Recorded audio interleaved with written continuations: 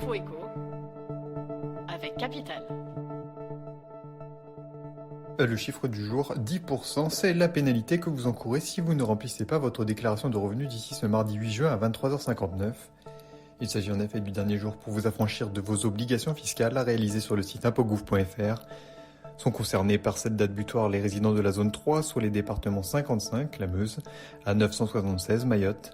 Et si vous êtes localisé dans la zone 1, département 1 à 19 ou 2, département 20 à 54, le compte à rebours est d'ores et déjà terminé depuis le 26 mai et le 1er juin respectivement.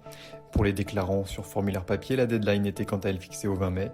Et plus d'informations pratiques à retrouver sur capital.fr.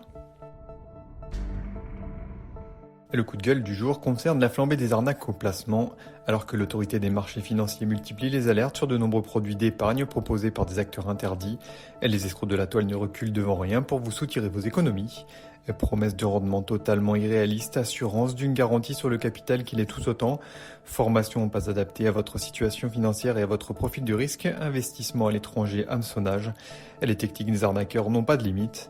Capital vous les présente dans un article diaporama visant à mieux vous protéger face à ce danger grandissant.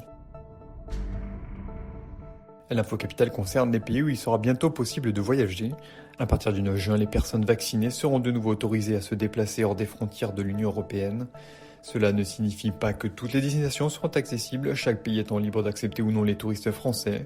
Sauf en cas de dégradation de la situation sanitaire d'ici là, les Seychelles, la Tunisie, Dubaï, le Mexique, le Costa Rica et la République dominicaine figurent en bonne place pour recevoir leurs premiers touristes en juin. Mais si vous n'avez reçu aucune injection du vaccin, il faudra probablement vous contenter d'un séjour au sein de l'Union européenne ou dans les rares pays qui acceptent encore les Français non vaccinés.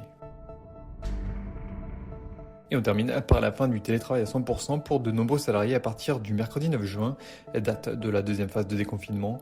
Mais beaucoup de Français ne semblent pas enclins à revenir à temps plein sur leur lieu de travail, à en croire un dernier sondage.